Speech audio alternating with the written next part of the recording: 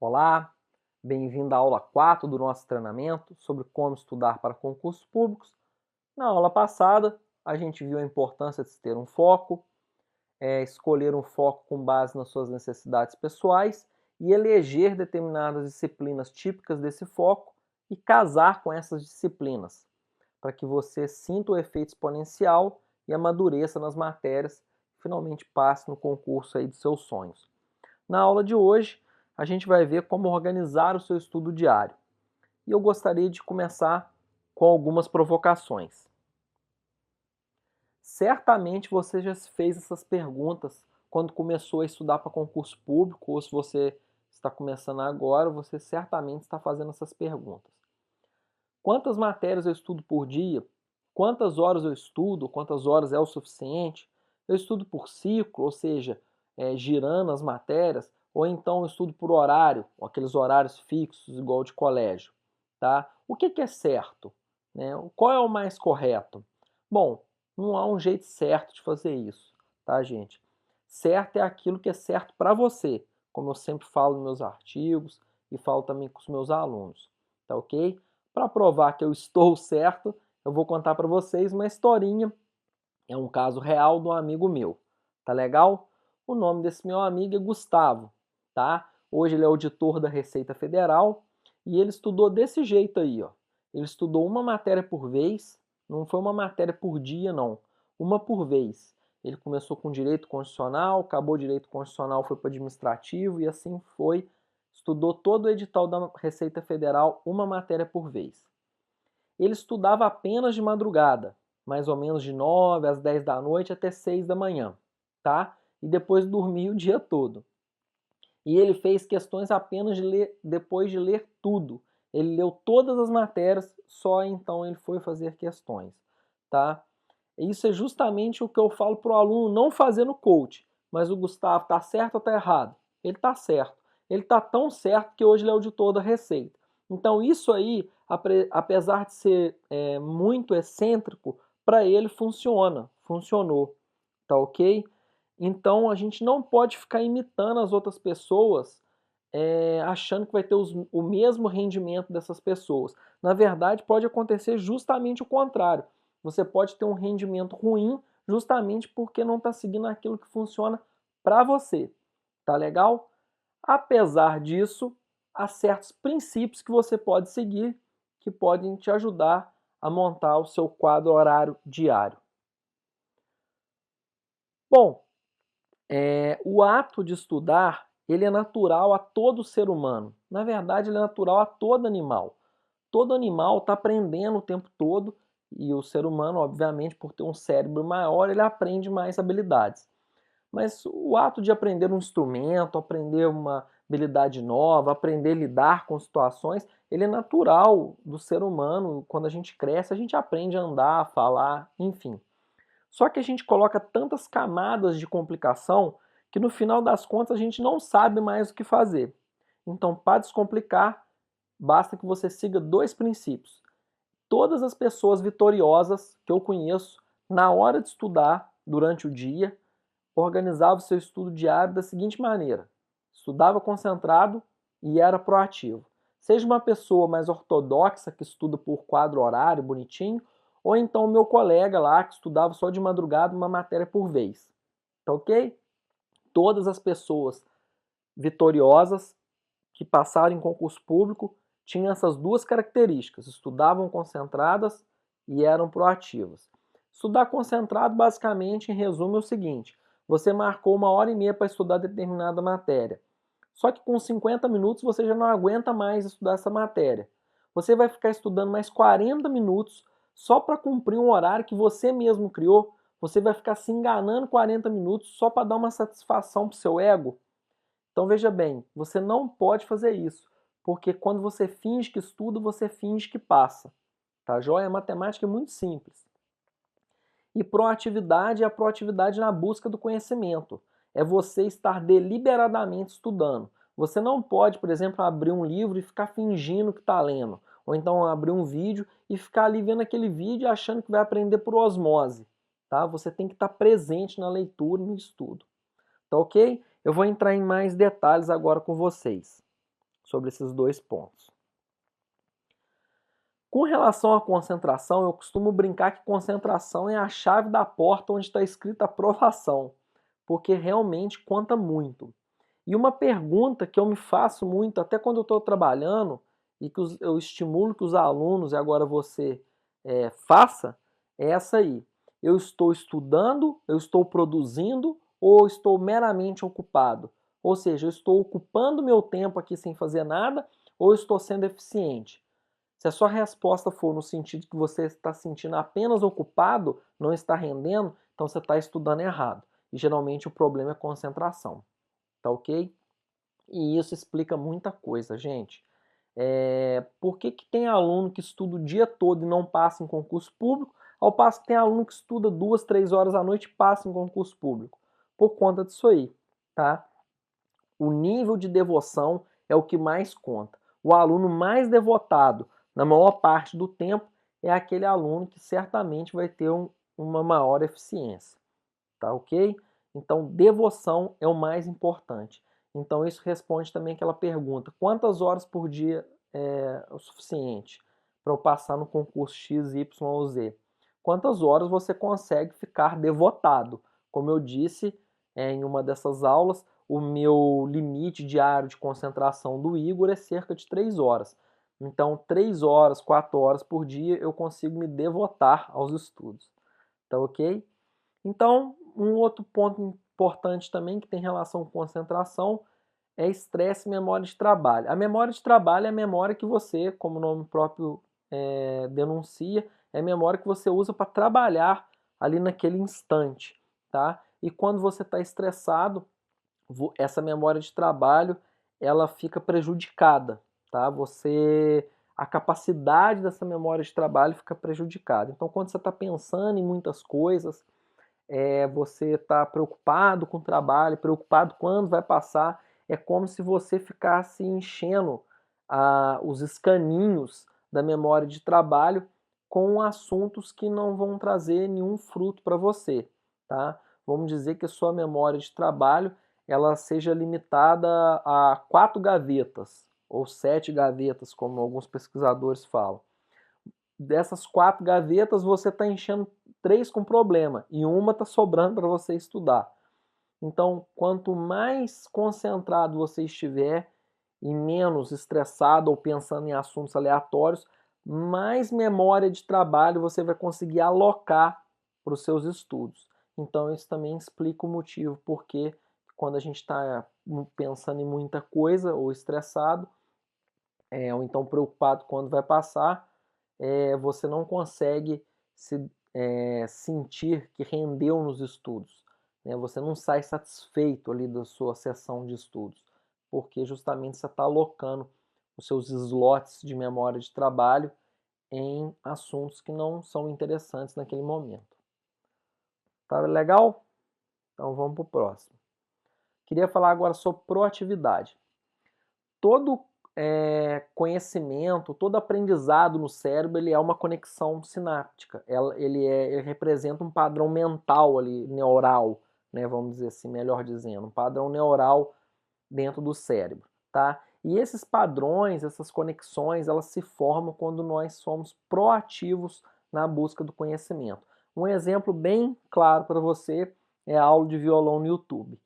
Você pode assistir 4.000 horas de aula de violão no YouTube. Você só vai aprender violão quando você pegar o violão e você mesmo tentar construir o seu conhecimento ali, no caso do instrumento. Então é como, por exemplo, o aluno que pega a questão de matemática, ele nem tenta resolver a questão. Ele pega, lê a questão e lê a resposta do professor. Ele está sendo proativo? Não, ele está sendo passivo, tá? Então você só consegue criar conexões sinápticas, padrões neurais, quando você é proativo. Então é importante quando você pega uma questão de matemática, você quebre a cabeça para resolver aquela questão. Porque nesse ato de quebrar a cabeça para resolver a questão, você começa a formar essas conexões. Tá ok? Isso é chamado de prática deliberada. É o aluno que deliberadamente resolve praticar ou ler ou assistir alguma coisa. Tá joia? Alunos excelentes naturalmente praticam deliberadamente. Eles são presentes na leitura. Tá legal? Então, para formar os padrões neurais no cérebro, você tem que ser proativo. Você fingir que está estudando, você vai fingir que passa, como eu já disse. E um assunto que se relaciona com esses outros dois é sobre procrastinação, né? O cérebro ele tem um comportamento interessante a respeito desse tema, procrastinação. Quando a gente vai estudar um assunto novo, é como se a gente tivesse no cérebro áreas relacionadas à dor. Então, o seu cérebro, para proteger você, ele desvia sua atenção para algo mais fácil, que não provoque dor. No caso, por exemplo, videozinhos de rede social. Aquilo ali é totalmente indolor. Você fica ali horas vendo aquilo sem ver a vida passar, tá? Então, esse desvio de atenção daquilo que precisa ser feito para aquilo que não precisa ser feito e é fácil, é procrastinação. Procrastinação é quando você evita fazer aquilo que precisa ser feito, tá? E para evitar a procrastinação, tem um princípio muito útil que chama princípio de Parkinson. Tem nada a ver com a doença mal de Parkinson. Esse princípio de Parkinson, ele diz assim, o tempo ele é desperdiçado na proporção de sua abundância.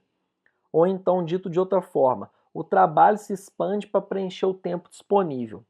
O que é isso? Quando você tem, por exemplo, marca 3 horas de estudo, você não vai aproveitar essas 3 horas. Você vai aproveitar 2 horas e 10. Sei lá, eu estou chutando aqui. Então é interessante que quando você estude, você realmente esteja estudando, para que sobre tempo livre para você fazer outras coisas. Tá joia? É claro, se você conseguir ficar maior quantidade de tempo possível devotado lá estudando, melhor. Eu estou falando aqui no caso da pessoa que procrastina, tentar enganar o cérebro dela, no sentido de, eu não vou estudar 3 horas, eu vou sentar ali, vou estudar 2 horas, mas eu vou estudar 2 horas mesmo.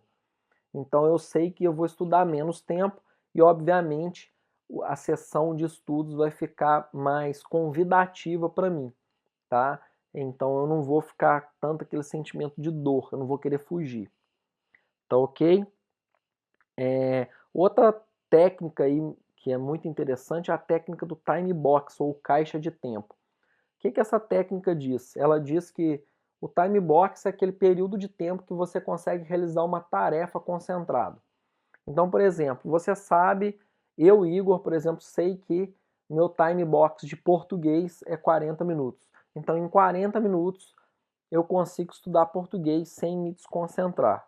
No caso de matemática, meu time box é maior, deve girar em torno aí de 1h15, 1h30. Tá legal? Então, para cada matéria, para cada tarefa, você deve ter um time box adequado. Então, o time box seria você ser honesto com você mesmo. O momento que você está ali estudando, você está concentrado estudando. Tá legal? É uma outra forma também de enganar o cérebro, vamos dizer assim. E a técnica do Pomodoro, ela é até bem conhecida aí na internet, é uma técnica que como se fosse um consectário lógico do time box. O Pomodoro é um time box de 25 minutos. O criador da técnica advoga que qualquer pessoa consegue concentrar em uma tarefa em 25 minutos. Realmente é um tempo muito pequeno. E nesse tempo você ficaria ali com a concentração do tipo raio laser, tá? Estudando ou executando sua tarefa. E depois tiraria uma folga de 5 minutos para emendar em outro tempo de Pomodoro de 25 minutos.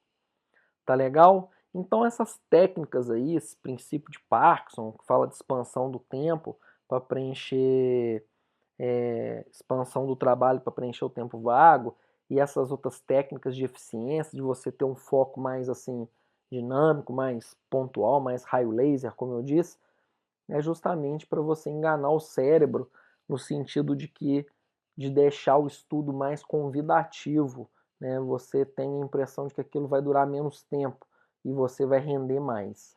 Tá legal? Beleza? Vamos então para o resuminho da nossa aula.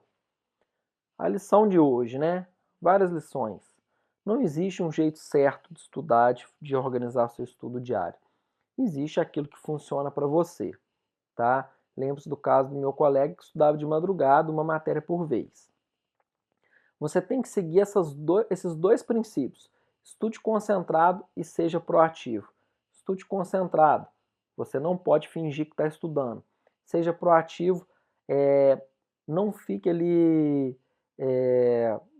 Não aceite simplesmente ler a matéria e pronto, sem entender. Você tem que ser proativo na busca do conhecimento, tá? Só assim você vai conseguir formar os padrões neurais. Lembre-se do YouTube. Não adianta ver 4.000 horas de YouTube de violão se você não pegar o violão para aprender. Assim como não adianta ficar só lendo a resposta do professor de matemática se você mesmo não tenta resolver o problema.